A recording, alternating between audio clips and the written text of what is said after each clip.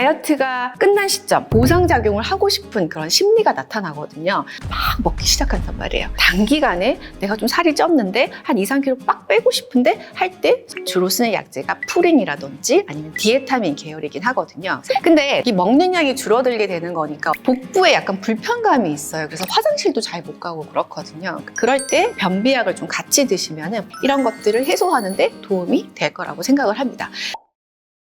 안녕하세요. 닥터 설레임의 강정원 원장입니다. 이제 정말 따뜻한 봄이 왔어요. 제가 헬스장에 운동을 하러 가봐도 사람들이 늘어난 것 같아요. 자, 그러면 우리가 1년 중에서 다이어트를 한다라고 하면 어떤 시기가 가장 좋을까? 제가 생각할 때는 이 봄이 가장 적기가 아닐까 생각을 합니다. 우리가 유튜브나 인스타 이런 거를 보면은 그 다이어트 보조제 이런 걸 판매하시는 분들이 있잖아요. 그런 분들이 영상을 촬영하실 때 일반적으로 라면도 먹고 떡볶이도 먹고 치킨도 먹고 이런 다양한 것들을 드시면서 마지막에 제품을 막 드세요. 드시면서 체중 유지를 하고 있다.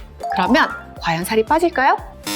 안 빠집니다. 우리가 생각해 보시면은 다이어트를 할 때 약물을 먹는다라든지 금식을 통해 가지고 3개월, 5개월 열심히 다이어트를 하잖아요. 근데 다이어트가 끝난 시점, 보상작용을 하고 싶은 그런 심리가 나타나거든요. 그렇게 되면 어떻게 되냐면 막 먹기 시작한단 말이에요. 내가 그 다이어트를 하는 동안에 약을 먹어서 금식을 하기도 하고 아니면 정말 내가 의지로 금식을 하기도 하는데 이 적게 먹으면 사실 몸에 기운이 없어요. 기운이 없으니까 몸을 움직이기 귀찮잖아요.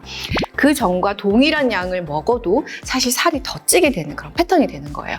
결국에는 기초 대사량도 떨어지고 근력량도 떨어지니까 이게 내가 먹었던 양들을 다 칼로리를 소모할 수 없게 되는 그런 악순환이 되는 거거든요. 근데 그런 식이요법이 사실은 개선되지 않으면은 이 다이어트를 완성할 수가 없잖아요. 그리고 좋아하는 음식을 약간 끊기도 힘들고 할 때 그때 약간 이제 비만 약제를 좀 같이 사용하면 도움이 되긴 하긴 하거든요. 그래서 오늘은 그 비만 약제에 대해서 한번 설명을 또 같이 드리고자 합니다. 병원에서 일반적으로 제가 약간 좀 자주 쓰는 약 중에 하나가 뭐냐면 한 2에서 4주 정도 동안에 다이어트를 하고자 할 때 주로 쓰는 약제가 푸린이라든지 아니면 디에타민 계열이긴 하거든요. 근데 그 약물들이 항정신성 약물이고 또 간혹 가다가 환시, 환청 이런 것들을 좀 야기할 수 있다라는 것 때문에 요즘 약간 기피하고 있긴 하긴 하지만 그래도 단기간에 내가 좀 살이 쪘는데 한 2, 3kg 빡 빼고 싶은데 할 때 사용할 수 있는 좋은 약제라고 생각을 하고 쓰고 있습니다.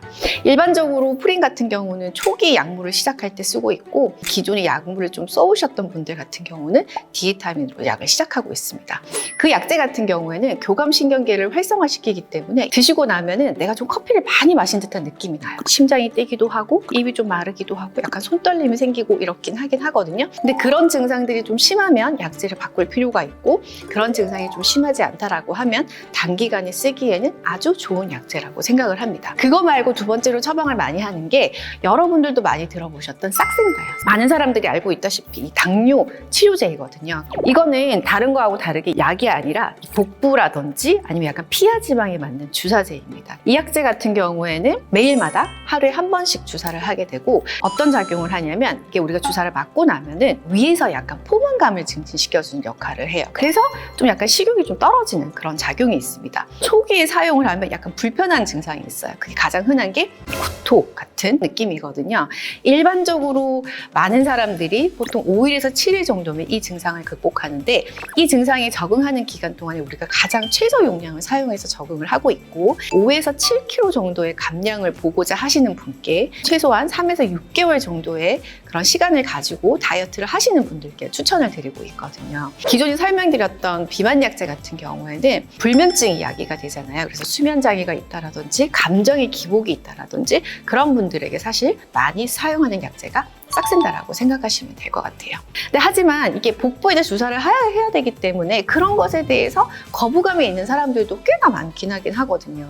약간 좀 내가 못하겠다라고 하시는 분들 같은 경우에는 다음에 설명드릴 큐시미아 같은 약제도 사용을 합니다. 그리고 토피라메이드 같은 경우는 편두통을 치료하는 약제인데 이 약을 먹었더니 약간 살이 빠지더라 이런 것들을 보면서 같이 컴비네이션 되어 있는 약제거든요. 큐시미아 같은 경우에는 디에타민 용량이 4단계로 나눠져 있거든요. 아주 저용량 3.75부터 15mg까지 사용할 수 있기 때문에 근데 기존에 사용했던 디에타민에 비해서는 훨씬 소량이기 때문에 장기간 사용할 수 있는 장점이 있습니다.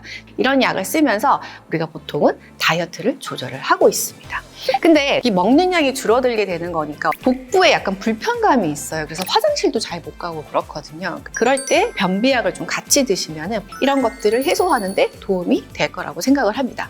그리고 마지막으로 나는 사실 평상시 식사량은 많지 않아. 운동도 하는데 난 회식이 너무 잦아. 이러신 분도 있거든요. 그런 것 때문에 나의 이런 식사 다이어트 패턴이 바뀌고 살이 좀 찌는 것 같다라고 하시는 분들 같은 경우에는 지방의 흡수를 좀 줄여주는 제니칼이라든지 올리 캡슐 같은 거를 사용해서 다이어트에 도움을 드리고 있거든요. 보통 일반적으로 회식을 한 이후에 1시간 이내에 약을 드시면 되고 5시간에서 7시간 이후에 지방변을 보게 되거든요. 드셨던 지방의 흡수가 좀 약간 떨어지면서 내가 좀 살이 찌는 걸 좀 예방할 수 있긴 하긴 하거든요. 다이어트라는 거는 어떻게 내가 좀 자의로 하고 싶지만 쉽지 않은 그런 부분이 있기 때문에 그런 부분은 충분히 가까운 주치의 선생님들과 상의를 하시면서 운동과 약물과 음식을 같이 병행하시면 훨씬 시너지가 나고 또 건강한 몸을 유지할 수 있지 않을까 생각을 합니다.